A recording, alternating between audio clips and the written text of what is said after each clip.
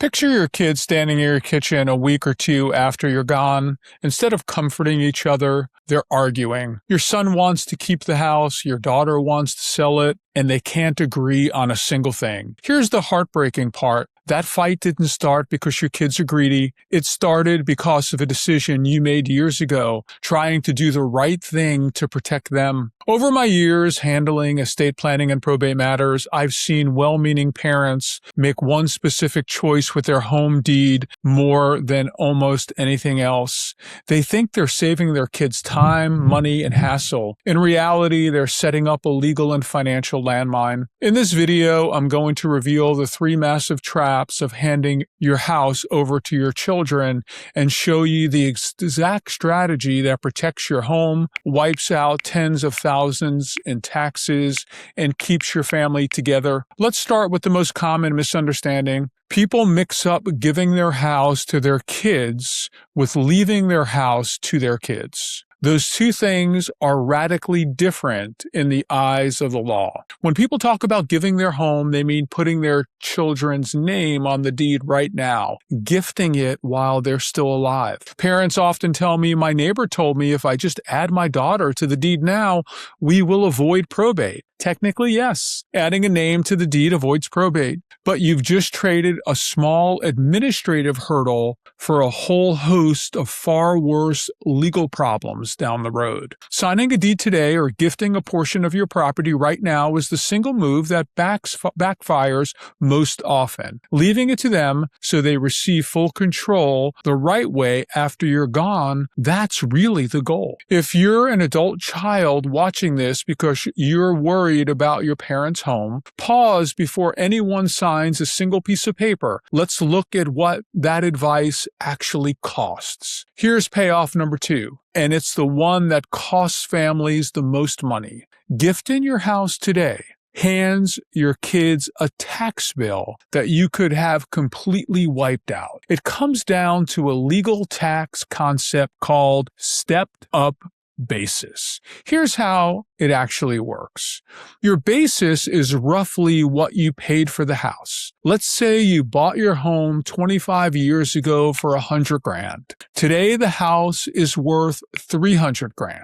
If you gift the house or add your kids to the deed while you're alive, your kids inherit your original basis, the $100,000 that you paid for the home 25 years ago. When you pass away, and if they sell the home for $300,000, the IRS looks at that $200,000 as a gain and slaps your kids with a massive capital gains tax bill on that appreciated amount. Now, here's what a lot of online advice gets wrong. If your kids inherit the house after you pass away, whether through a properly structured trust or a specific deed designation, that starting basis steps up to what the house was worth on the day that you died, the $300,000 in our example. So if they sell it for $300,000 right after you pass, the taxable gain is nothing.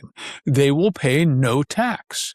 That six-figure tax bill simply vanishes. And don't assume your kids can just use the standard home sales tax exclusion or things like that. Those breaks just do not work when you're looking at basis and death and gifting. They will not qualify for that.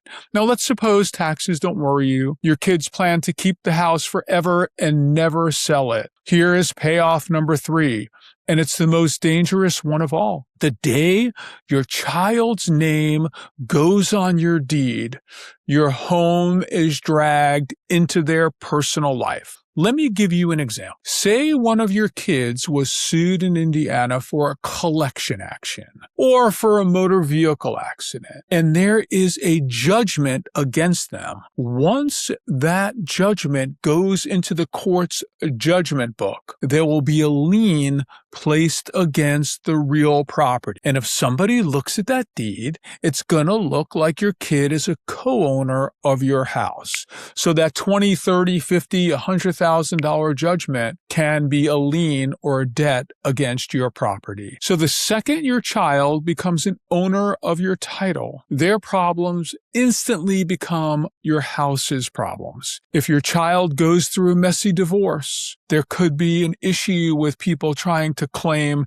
that that's an asset or marital property. If they run into a business debt or tax liens or creditors come after them, people could try to attach your house. This isn't hypothetical. I've seen this all the time. You see, lawyers are called most of the time not on the front end, but on the back end when things have already happened. So you want to be very careful about transferring your home to your kids while you are still alive. So what's the right way to pass your house to your children without triggering any huge tax bills or the risk of getting a foreclosure or a judgment lien on the property or starting a family feud? You have good legal tools available depending upon your goals. We have strategies like a transfer on death deed or a revocable living trust, which allows you to keep 100% control of your home during your lifetime to protect it from your children's debts and creditors.